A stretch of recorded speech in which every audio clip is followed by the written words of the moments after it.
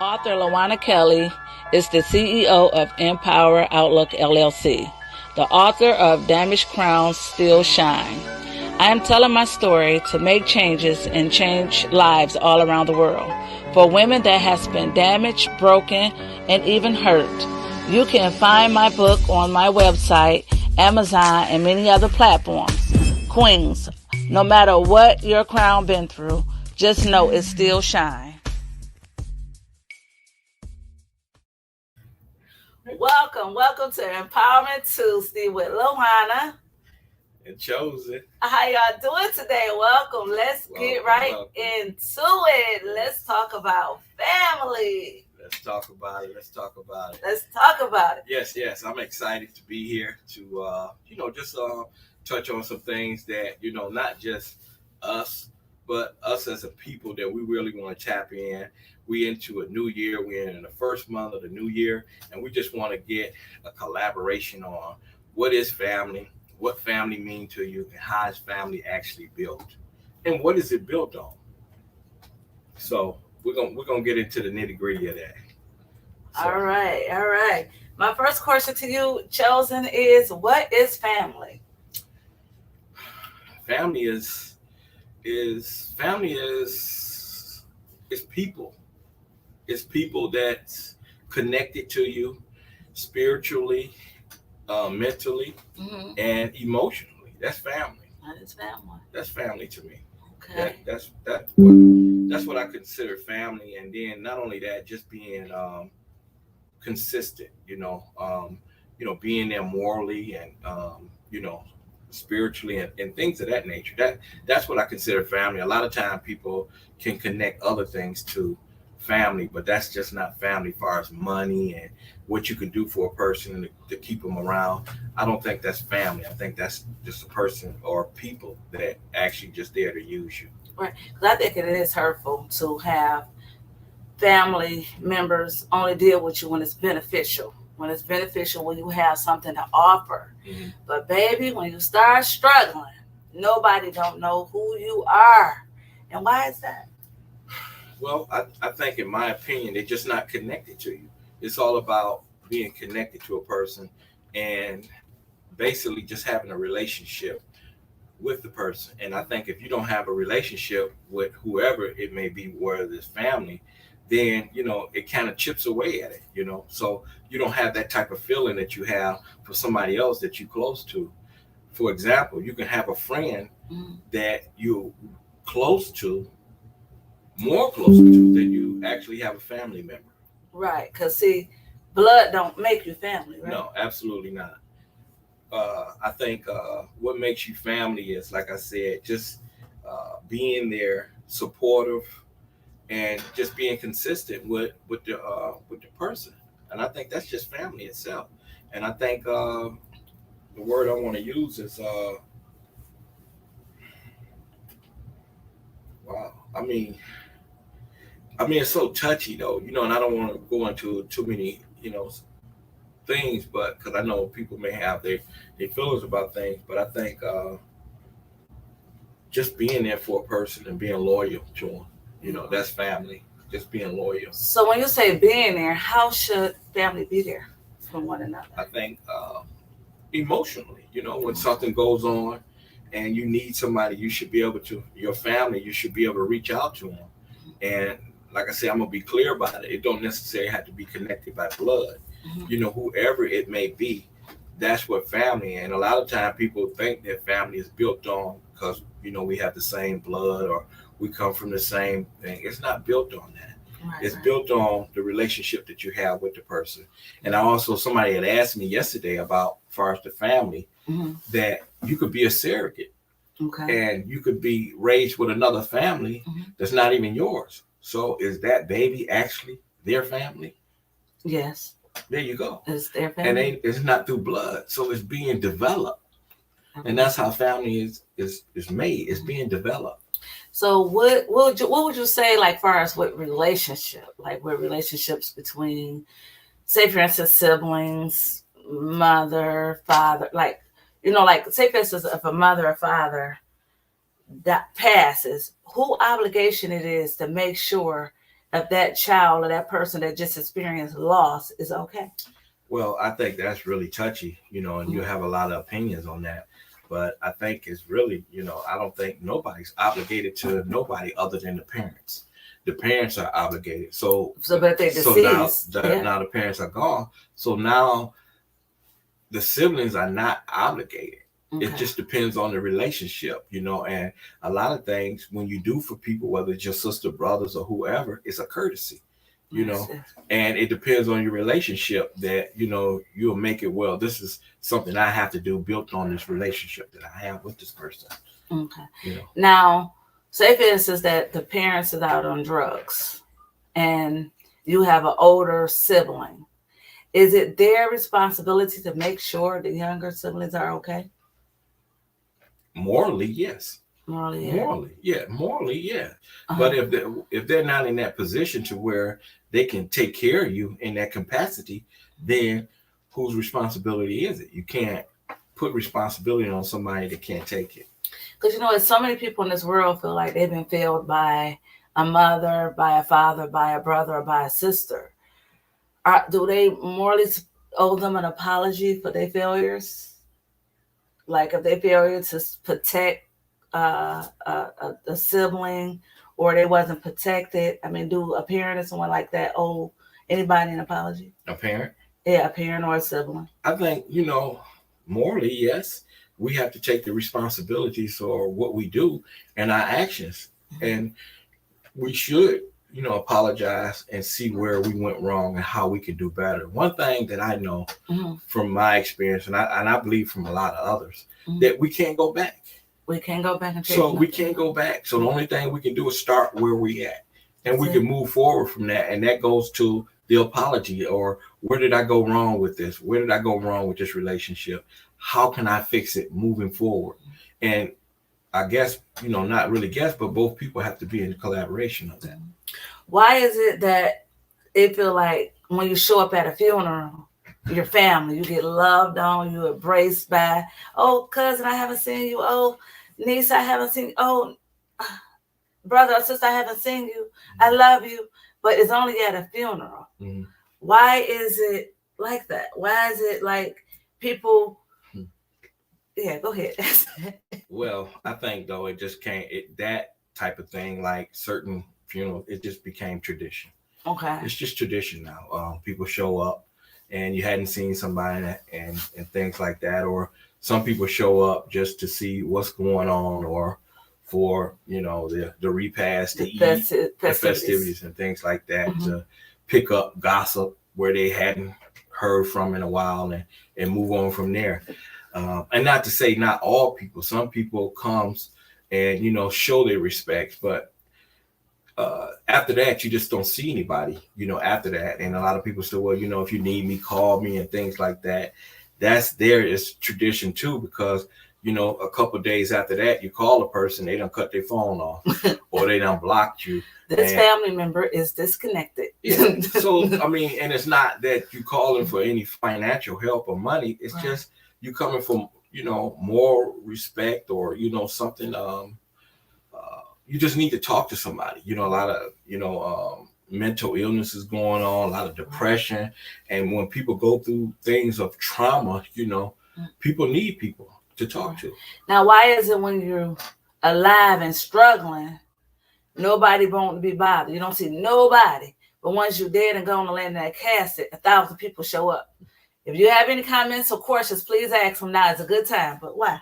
Well, I think you're worth more dead than alive to others. And that's sad. And, so sad. They, whether they're going to talk about you while you're here, they talk about you while you're gone. But I think you're worth more dead than alive, because they'll show up for your going away, but they won't show up for your coming. See, you coming here, they ain't going to show up, but you leaving, we glad he gone. You told me a while back that we all have two languages. Mm-hmm. Please tell me what them two main languages are. Tell my viewers, what is those two languages? Go ahead. You. The language is when you're born, you take that first breath, and then when you take that last breath. My husband said them two languages everybody speak. Those two languages. And it's just and the thing about it is what I'm trying to express or give people, and I think a lot of people do understand the terminology of the family, how it's built, or when people show up for certain reasons, and how do you determine who's family. And it's not just by blood. Just because you my blood, I trust you with this, or I trust you with this information. No, that's built over time. What you have with family is you have titles. These are titles, and you earn those titles. It's just nothing is given, it's earned. So whatever you get, you earn it. So when you take something, right, it's not yours. So when you earn it, that belongs to you. So if you earn that title of, you're my family, or you friendship, or things like that, then that's yours. Mm-hmm. And those things are earned. Okay. Why is it just family is deal with you when you just have something to offer? Not all family, but certain families look at you as, a cash machine, or they look at you as you a deposit, and they withdraw from you. They can never deposit nothing in your life. And sometimes it don't necessarily, like I say, have to be money. Whatever they can suck you dry at, that's what they're meant to do in any capacity, but they're never willing to give. And that's even emotionally, physically, or anything that they're just looking to take. Well, at one point in my life, until the Lord changed my life, was that I was a black sheep of my family. Okay. So give me your definition of a black sheep, and why is that stigma on people, the black sheep? Well, I think black sheeps, I mean, whatever you want to call it, I think people are special people. I don't think it's a black sheep. You don't have to put yourself in the dark and have everybody sitting in the light, because you are the light. So you're not a black sheep. You're probably more brighter than the others. But I think that I think people see special things in people, and they give you that stigma, and then you learn to accept it as a black sheep. But you're really not. You're a shining star. And when you start to You're shine, valuable. I had to learn that I was valuable. Absolutely. And when you start shining bright and people see you overshadowing them, that's when they want to start pushing you back in the black sheep category. And then sometimes you start to accept that. But black sheep is what would you say to the men and women around the world that wants to have a relationship, say, with their mom, their dad, their siblings, and their family?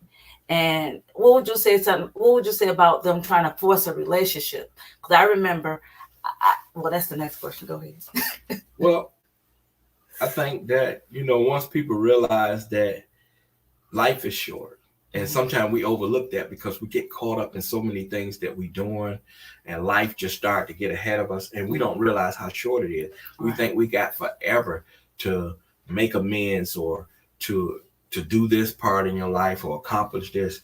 Life is extremely short. And I think once people really realize that they'll start coming to grips and start making amends and getting closer, because once the end comes, there's no way you can make that amends. The transition has already begun. So I think we need to realize that in this day and time, especially with COVID hit and all these people that have passed on, and it happened so fast, they didn't realize how much time they had left. And God, said He's time. And we don't know what the time is, but God does. So we have to realize that, okay, we can't think that tomorrow was going to come for us. Whatever we need to do it in today. So we need to make amends, or whatever we can fix, because people have to be accepted to whatever you're saying and whatever you're doing in order to make that connection. But if not, then you can pray for them in silence and ask God to forgive you for whatever part that you played, and forgive them for they know not what they done. Right. Now, the other question was, money can't buy love. But so many of us, and I wrote a chapter about that in my book, when I found myself trying to buy my sister or my brother or my mother's relationship and buy their love, I was trying to buy a man's love, a family member's love, and using money to buy it. And love is priceless. What do you say about those people that try to buy love? There's no price on love. Love is priceless. Love is free. Yes, it is. I mean, when people, like I say, you have to really sit down with yourself and see self-worth. Mm-hmm. And you have to go to your higher power. Amen. And that's God. That's God, the Lord. Yes. And whether you believe or not, that's just where I'm at. And I go to that and I know my worth. And God gives love, and love is free. Mm-hmm. So you don't have to buy it. So anytime if you're in the church or whatever scenery you may be in and it costs you to love on people and all this kind of stuff, it's not real. You need to remove yourself from that place and find a better place where you could be loved for free. And that's with anybody. Love should not cost a dime. It is free. Mm-hmm. And there's so many people out here just doing it. Okay, my other question to you is, why do people say that why do people say that they are there for you and not there? Well, it's just like I say, a lot of stuff is just tradition. People say things, and it's just, I guess, the right thing to say. This is the right thing to say. But I think you should, for you if you need me. Yeah. So you have to really think about what you say before you say it, and then I guess it's really with certain people that behavior goes to. They may not feel that way about you, and they may just say that in terms of just to move you along. But I think that we should work on relationships, and with everything that's going on in the world, with people getting sick and dying and things like that, God is sending a message to us. And and like we're talking about family, and I just want family or people to know in general, family is just not built on from the bloodline as it comes. People can be more closer to you and they not have no connection to your family. People will give you and support you more so than your own family. And like I say, once again, those are titles, and those things have to be earned. You can't just say, well, this is that, or I'm this and I'm that. You have to earn those titles. Right. Now, if you say, because you lost the house or lost the car, and people in your family and people with your friends, and nobody owe you nothing. I'm just asking the question because nobody owes us nothing. Absolutely. But when you're struggling, why do you have to call for help? If they see you struggling, and if they're able to help, if they're able to help you, and they see you struggling, why do you got to call for help? Well, I'm gonna give you that in the terms of, as far as financial and as far as being, even if you're sick, and they see you struggling in either area, there's not no obligation for them to help you financially. Mm-hmm. I think everything is a courtesy, but at the end of the day, it depends on the relationship that you have with the person. Okay. If they don't come through for you and they have it and they see you struggling, and versus they'll do something for somebody on the outside, versus if you consider their family member and they do something for somebody else and they don't help you out and they see it, then that lets you know they're not connected to you. Farad Moore said, so we have a question. Farad Moore said, what make a friend a friend? What makes a friend a friend? It's built. It's like clay, Connection. Absolutely. Connection and mold it. You build that and you make that tight and you make it the way that you want it to be made. You know what I'm saying? Like, for example, people look on TV and you look at these sitcoms and things like that, as far as like the Huxtables and stuff like that. And everybody want their family to be like that, Fairy tale, huh? Well, of course, it's fairy tale, but that's what people want to build that on. And it's a process. It's a process. That's what it is. It's just not, oh, me and you close, and it's the same terminology as that when I met you, for example. Okay. And, we were seeing each other and you said, well, I asked you. And I said, you told me, you said, well, I love you. And I said, wow, okay, okay, cool. And you was like, well, do you love me? And I said, well, no, I don't love you. You said no. I don't love you. And that kind of thing has to be built, right? Honesty, yeah. It had to be honest and it had to be built. So what happened was, what changed me and with people in general, how do you know a person loves you? Or how do they feel about you? How do you fall in love? Wow. And that's even with the relationship in the family. So I'm going to tell you that it comes with how you just don't fall in love. That's true. You just don't. You just wake up and I'm in love. It don't happen like that. How you fall in love is consistency. Consistency. You're always there. You're calling. It's like redundant. You're doing things over and over again. And it becomes a national anthem for you. And that person started to build trust in you. And they start investing in you. And they like, this person is so consistent. I can depend on this like person. Like me frying all that chicken plates. It was consistent. Okay. That's why I got the stomach right here. So yeah, just being consistent. And then over time, you'll realize that, wow, I'm in love with this person. I have this relationship, and you're like, I'm in love, and how did that happen? It was over time, being consistent, doing the same old thing, being there. And then before you know it, you got these feelings and things like that. And the same is sort of in the terminology of when he said, how do you know a friend is friend? It's over time. It's being consistent, being there for a person. Mm-hmm. When they're going through, you call them, say, hey, I'm not feeling well, or I need to talk to you. I'm having trouble on my job. Talk a person through something. Mm-hmm. And I think that's how it's built. Now, lastly, if you never hardly talk to a person, how can you have a relationship? You know anything about them. You get on the phone with them, and all you hear is silence, crickets. Because where do you start it? Where do you start? Don't have really too much to say. So, right. But you can have a start. You can start somewhere, but then that's how you build a relationship and the foundation, because you can't build nothing on saying. That's it. I like that. Okay. Why is it when Big Mama died, when she died, as a family, we lose connection? I'm sorry, y'all, my question. So when Big Mama dies, which is grandma, once grandma leaves us, then why do we lose connection with one another? Why family, they see you on the street and don't want to say nothing to you, but Big Mama kept us connected. But as soon as Big Mama leave, we disconnected. Family, aunties don't check on the nieces. And guess what? We're supposed to check on our elders. We don't even check on the elders. Well, to answer your question is just being real, you know, and that's the start of, healing and trying to fix what you need to fix. It's being real. And I think a lot of people can relate to real. You can't just be fake and just, make things up to try to make things look a certain way, and it's not. When you say Big Mama, when Big Mama leave and everybody, start going their different ways, that means they were never close in no way. No connection. There was no connection, because if you got to go over to Big Mama house in order to connect with somebody versus going over to the direct person house to visit them, then you never had a connection.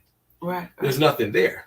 So we just going to eat, have conversation, and leave, and that's that. There's no connection. So basically, you just building family as you go, like strangers, building a stranger, like I had one point in my life where people in my neighborhood, when I bought my first home, my next door neighbor was a sister.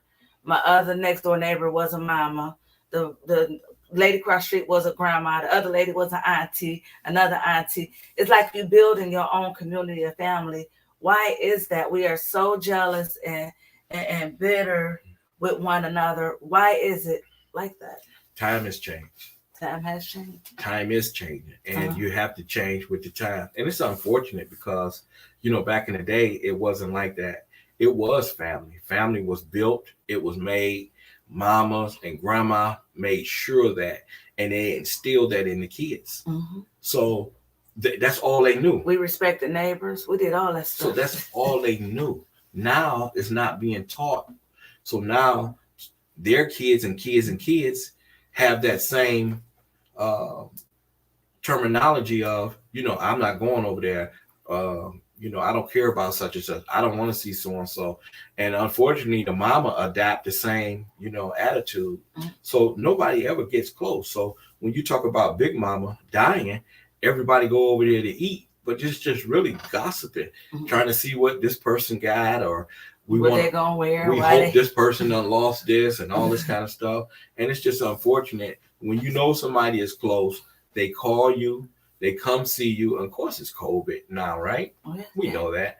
But we're talking about before COVID. Before COVID. Nobody seen each other or even called. And even now with COVID, you have, you could talk to people online and things like that, to where you can reach out to people and they still can't do it. Right. I found myself going to visit a lot of family members. a lot of friends. I'm always going to their houses. But nobody never come to Lawana house and see Lawana. And I never understood that, but you helped me see that. Mm-hmm. You said that who come to save you? Who come to see you? And why is it like that? It's just like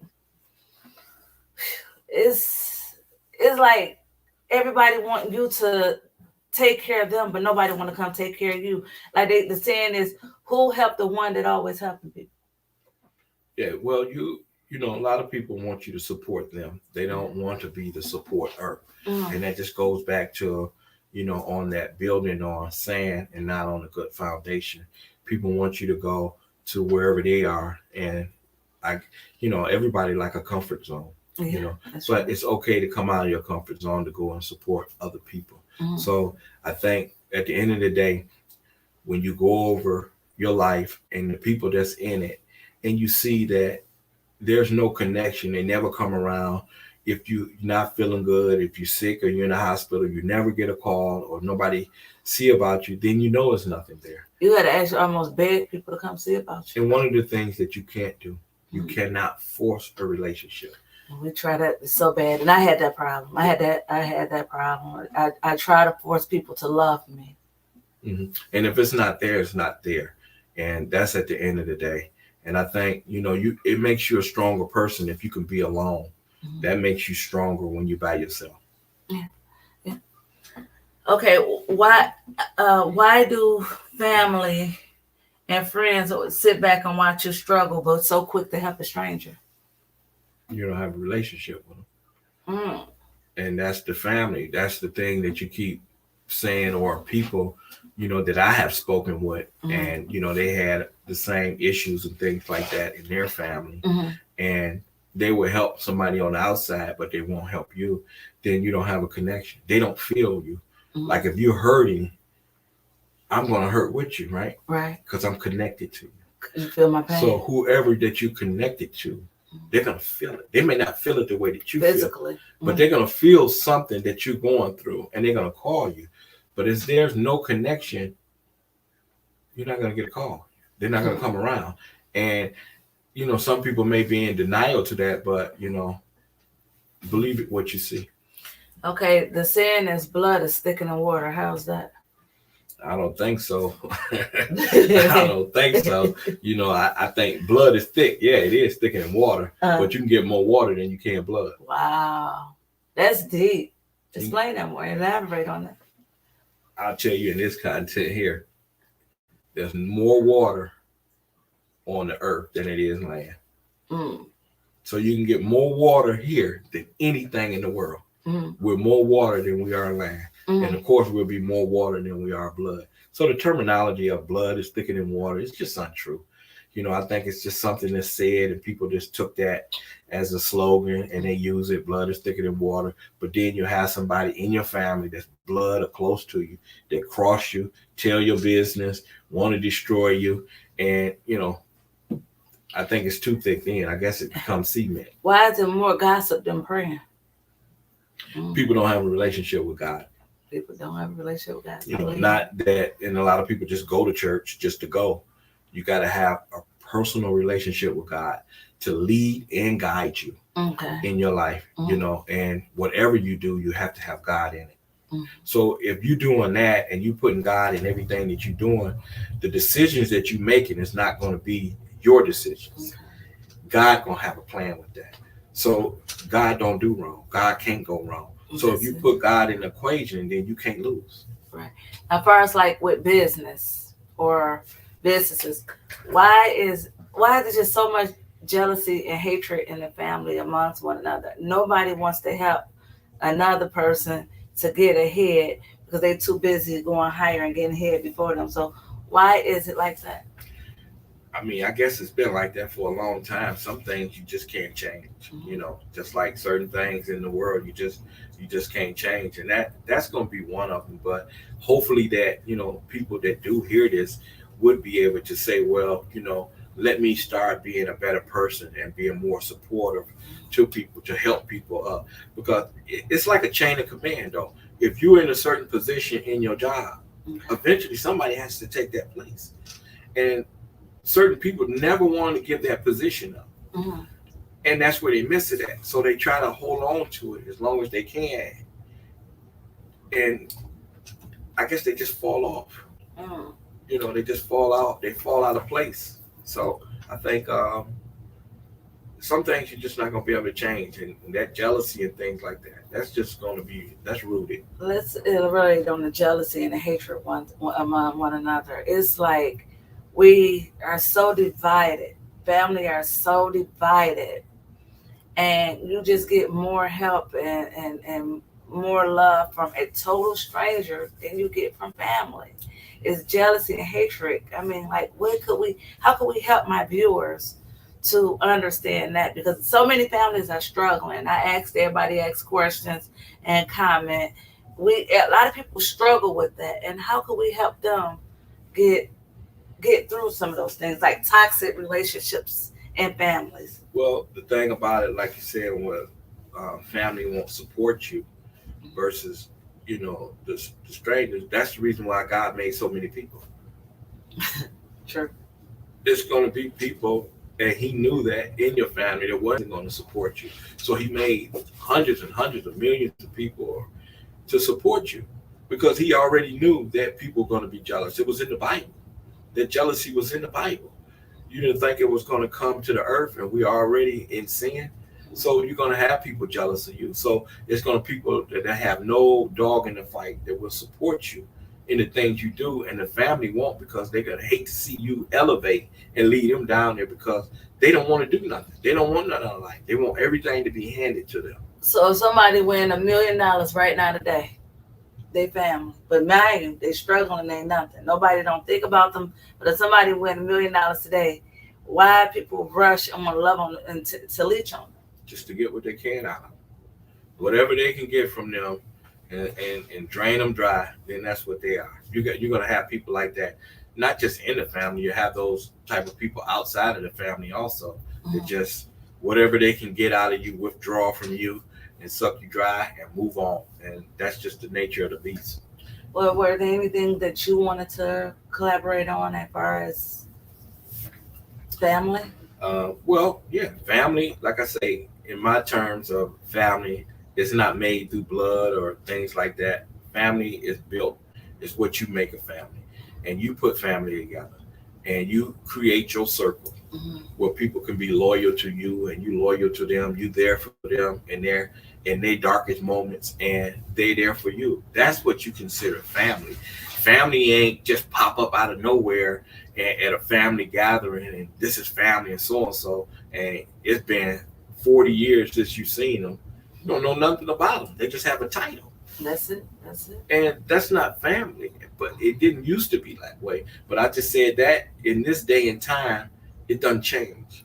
Right. We're not going to be able to change all of it, but we can change some of it. And that's the whole point of this, is trying to get people to see, or if they can, within the family, fix what's going on in the family to make it better. What will we say to someone that wants a mother's love, wants a father love, want to be loved? Because so many people don't. Where I learned love at is when I had my first child. Well, God first. God first is where I learned love. But physically, family-wise, when I first found love was when I had my first child. But so many people struggle for love, for a family member or mom or dad to love them. How could we help them surplus that and just find love? Or what would you say? Absolutely. That's a good question. I say, first of all, you have to love yourself. A lot of people don't do that. Oh, Jesus. You have to love yourself. You have to love yourself no matter how you look, what you have, where you at in life. Love yourself no matter what. And don't worry about what nobody think about you. Because like I said, once you here, they're going to talk about you. And once you're gone, they're going to talk. So now you got a clear path. So you ain't got to worry about it. They're going to talk about you here and when you're gone. So you don't worry about it. And then, those are the people that's not there for you or doing nothing for you. The people that's in your circle, they're not going to do that. Right. because they're there for you. So it's always going to be the naysayers and all this kind of stuff. So you have to love yourself first. And once you find that love for yourself first, your confidence build through the roof, and then only you'll be able to love other people. How do people begin to love themselves? You got to go to your higher power, which is God. And I'm going to always say that. God is You first. have to go to God. God is love. Mhm. So once you go to God and you go to the ultimate love source, you will begin to love yourself and pray and ask God to give you that strength and that confidence in yourself. And then when you come on or when you go out or whatever, no matter what you got, how you look, you're going to be okay with it. And then you'll start to attract people, and people are going to love you where you at. What would you say to the people that need to go ahead and procrastinate on writing their books, starting a business, creating whatever they wanted to create because a family said that ain't gonna work, or a friend, that ain't you ain't gonna do good with that. That ain't gonna be about nothing. You shouldn't do that. What would you say to them? You don't have time. Time is not ours. You don't have the time to wait for nothing. Whatever you want to do in life, just do it. Because tomorrow is not promised. Do whatever you want to do today, because tomorrow is Just not do whatever you want to do. Be happy. Enjoy life. Write your book. Start a business. Anything that you want to do, just do it. Because once you leave here, it's over. I done seen it so many times. It has humbled me tremendously.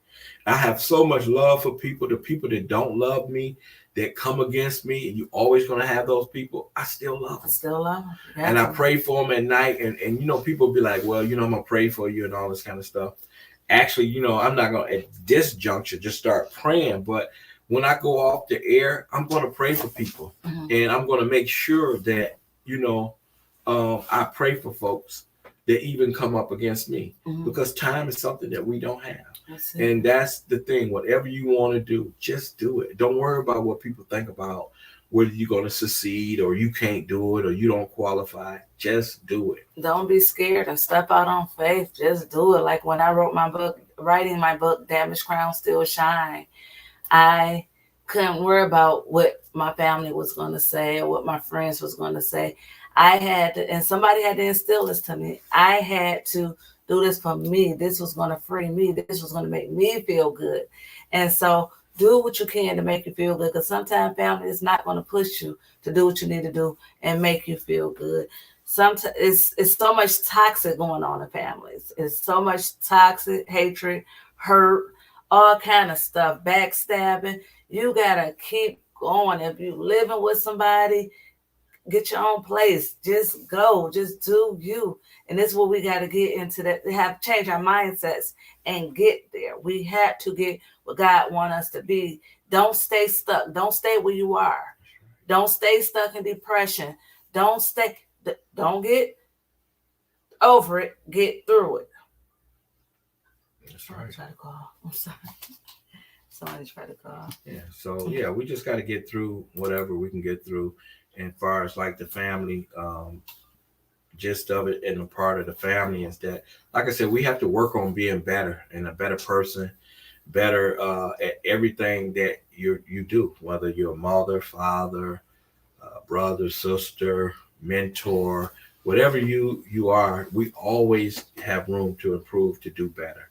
And and that's one of the things that we can do, as people, and we can help other people get better at what they're doing, and other people can help me, because we always learning every day. And that's just one of the things that I'm working on, being better. We have a question. Someone wants to know, how do you build a better relationship in family? Well, you build a better relationship by, I think, and I have to be honest, I'm gonna be 100% honest, and this is where we at, because I know after you get wrong so much and so bad, you's like, I'm done. I'm not reaching out to nobody. I'm tired of reaching out to people. My worth is through the roof. I don't need y'all. I don't need no money. I don't need nothing. You know what I'm saying? I'm good. I got God. So I don't need anything from you guys. I got the ultimate love. But I want to give my love that God gave me to the people around me. So, I think you make that initiative to reach out to somebody and say, hey, listen, something came through me. I want to do better. Okay. I want to do better. I want to get a better relationship with you. I know I haven't been talking to you, and we haven't been close, but I want to start now. But what do you do if you go that route and they push you away? Do you move forward, or do you keep trying, or do you just let go? Well, we go back to the Bible. You have to keep moving. Mm-hmm. You get those instructions to where keep moving Keep and don't going. look back. You keep moving, but you can also pray for people as you keeping it moving. You pray for them, the ones that you can't get through, and you try to make that relationship, and they don't want it. You keep moving and you pray for them, and God will work it out for you. And that's how you get stronger. Yeah. So, what will we tell our viewers how to just make it happen? Well, you just have to do it. Like I said, you have to start somewhere, and you just pick a family member or somebody and reach out to them, tell them you love them and how much you love them, and see where it go from there. And you have to start somewhere. Well, I have did that. I have called a random family member and said, "Hey, I love you." Their response was, "Are you okay?" Why is love is like a cuss word? Because it's not thrown around a lot. People don't call people and tell them you love them and things like that. So when they do, they think you're ready to commit suicide or something like that or whatever, because then it's not custom no more. It's not what people are used to hearing. You get on the phone, as soon as the phone ring and you answer it, they're ready for gossip. That's what they're used to. They're not used to that approach with love and, God got me in a certain position. I'm humble. This thing right here changed my life. I want to make it better with you. They they don't know how to take that. If y'all have any more questions, could you please ask now? We only have 10 more minutes. How do I would love a better relationship with my siblings, with my mother, with a certain other family members, aunties, and how would you suggest that I go by doing it? Do I just stay away, or do I try to force? You said I can't force myself on. How do I make it better? I want to get better. I know I've been praying, I've been crying out, I've been asking God, how can I make it better? Well, like I say, nothing can be forced. Okay. You have to be real, and whatever you do have to be genuine. So you can't force anything. And when you know that you've done all that you can do and you've done your part, then you got to let the chips fall with it, man. You got to let go and let God. and let, Let go. Let God. let go and let God, and let God handle it. And sometimes people, you know, as they say, they're seasons. And just because they're family, they're still seasons. So when they say a person coming to your life for a reason, a season, or a lifetime, whether if it's a parent, a family member, or a mate, a relationship. So I think the unfortunate part of it is, it sads and hurts me. The terminology is so real. Even when people pass on, whether they living or they pass on, it's for a season. It's for a season.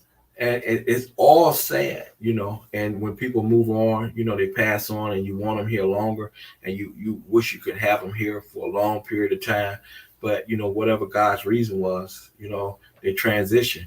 And even in life itself, when you don't have that relationship with the person, and one or the other has to move on, that season is over, and you can't force it. Someone says, why is it when if a toxic was going on in a relationship between a mother and a child, why is it hereditary? Why is it a generational curse? Because your mama did it, their mama did it, now you beating the heck out of your kids and cussing their kids out. They want to know, how could you stop that? How could you work on that? Generation curses can be stopped. It can be broken. Yes, it can. It can be broken. You have to go to God. God stops all that. You have to go to God and say, I want this generation to stop. Generational curses. So whether it's drinking, drugs, abuse, any of that, sexual assaults and things like that, you go to God and say, Lord, I don't want this curse in my life. I don't want this. I want it to stop here. I don't want it to surpass me, and it's unfortunate, like you said, it's in the family. You're like, well, no, this ain't in the family, or mental illness ain't in the family. It's in the family. It's in that generation, and in that DNA. Ask for it to be the curse. It's in the DNA. It's in the DNA. So God is DNA, and He can change your DNA. So you ask God to say, hey, I want you to change this DNA. I don't want this to be a part of my life. I don't want this to be a part of my life, and I don't want it to be a part of my kids' life and grandkids and things like that. So you go to God and you pray, and you believe what you pray. Yeah. Because what your mother did or your father did don't mean like your thing is that you never had a drink in your life. Never. And you saw your parents drink. And you saw them do things. I saw my parents do things, drink and smoke and things like that. And I didn't do it. And I thank God for that. But some people think that's the norm. Because my mama did it, my grandma did it, I'm going to do it, and my kids going to do it, and my kids' going to do it. That generational curse needs to be broke. And it can be broke. And like I say, you go to God, and when I went to my Lord and Savior, once I seen all the drinking and drugging and stuff that was in my family, and I went to God, and I said, this is something that I don't want, Lord. I don't want to be a statistic of this, And when I found God and built that relationship, when I prayed, I believed it. And I never did drugs, drink, or took nothing in my life. I broke that curse where I was at. And I set an example, and then sometimes once you not do it and you say, well, why, my kids, I didn't do this and I failed my kids. No, you didn't fail your kids. You did everything you're supposed to do. They have their own mind and things they have to do. They have to be accountable for what they do. Everybody is judged individually. They have to go to God. You can pray for them, but they got to go to God on their own to make sure that they pass that, generation where they cut the generation curse, because you have to stop it somewhere. Right. Well, do you have anything else to say? Any questions to ask? Well, yes. Well, like I say, I just want people to understand that family is not made of blood. It's just not. We have to get away from that terminology. It's sad. It used to be. But, the world has changed. Look at the pandemic. The world has changed. We can say, this and that, but if you go outside, the world changed. You got people wearing masks and all kind of stuff. They got helmets on, and, people walking around in white suits and things. The world changed. And you have to adapt with it, And the thing about it is, family is built. It's not made through blood no more. You have to create that circle for yourself, and you go off of that, And like I say, it's not where you start, it's where you finish. Right. Like my small family, my family is my husband and my 2 children. I have a extended family, but this is who I focus on in my house. Right. I'm not focused on the outside. I keep everybody on the outside prayed up, because when I was an outsider, nobody kept me in prayer and nobody thought about me. So what I do is take care in-house, and I pray for outhouse. How do you do it? Absolutely. I pray for everybody on the outside, and I pray God covers everybody through sickness. And I pray for y'all wealth, and I pray for y'all to have a good mind, and, not lose your mind in the midst of what you in. Don't die in the middle of your crisis. And, I hope God cover you and your children from anything that's out here. And, and we have to do that regardless, because like I say, and lastly, like I say, God is first in everything that we do. We have to put God first, and then we would become more developed, more like family if we put God first. So I just want to say that. And if you got God in your life and you go on to church and you're saying all these things or whatever, and you're doing the opposite, you're still doing something wrong. Put God first, and then start to see the change in your life and how you treat people and how you humble yourself. Right.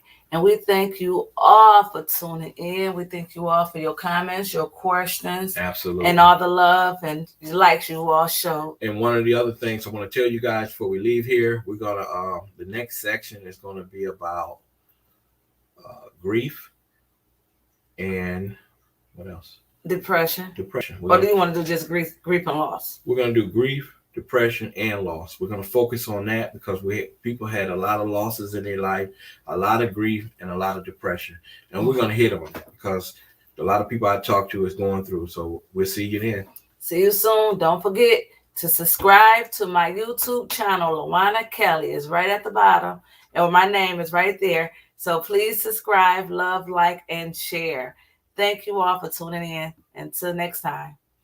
Take care of yourself and each other.